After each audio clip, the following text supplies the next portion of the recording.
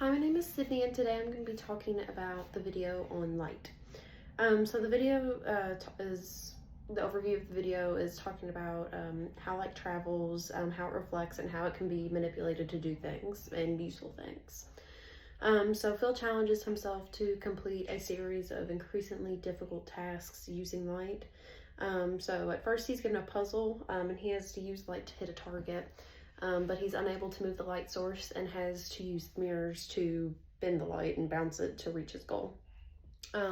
Each level of the challenge gets harder, as I said, and because of this, Phil needs to get a little bit more creative with how he's going to move the mirrors and the angles he's going to position the mirrors in. So after that, Phil talks about how light travels and how it works. Light travels in a straight line unless it's reflected or refracted.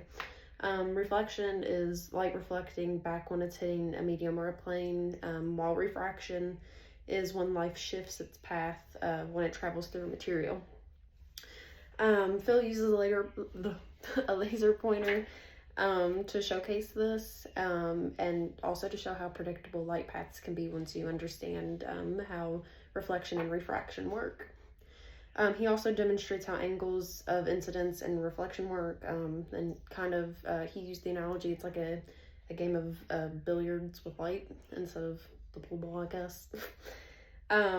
Phil also then goes on to build a periscope, and a periscope is things that like submarines use to see above the water. It's pretty much just like a long tube, and it has two mirrors in it.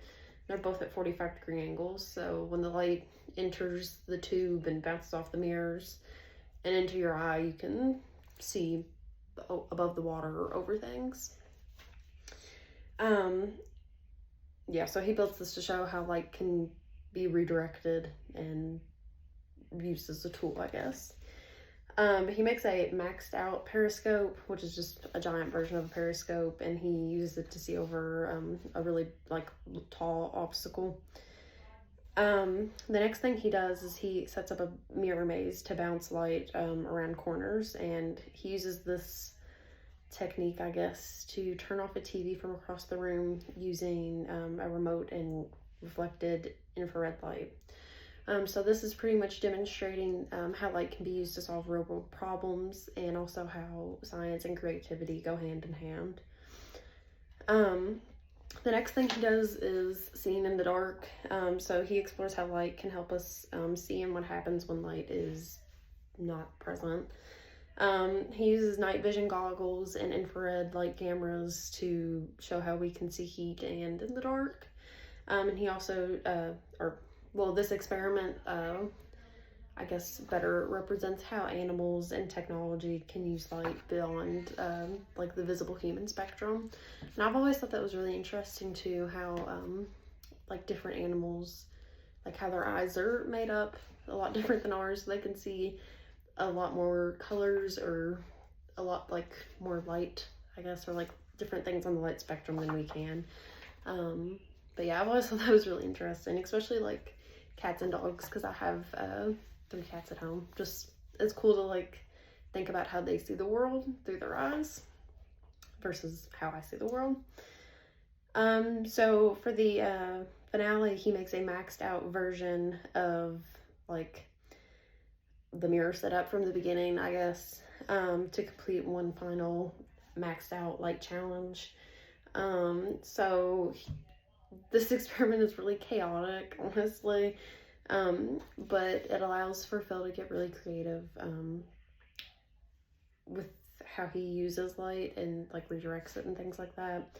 He also uses like all the knowledge that he's talked about from the beginning of the video, and he emphasizes teamwork, planning, and obviously a good understanding of light, so you understand how to move the mirrors and angle them without having to do like I guess, oh my god, what's the word? Like guessing and figuring it out. I can't think of the word for it. But oh my god, some takeaways from the video is that light is powerful. It can be bent, it can be reflected, and it can be refracted, and it can be used to solve problems in the real world. Mirrors, lenses, and angles can all be used to manipulate light in different ways, and understanding light can help us build new technologies like lasers, infrared cameras, and the periscope. Thank you.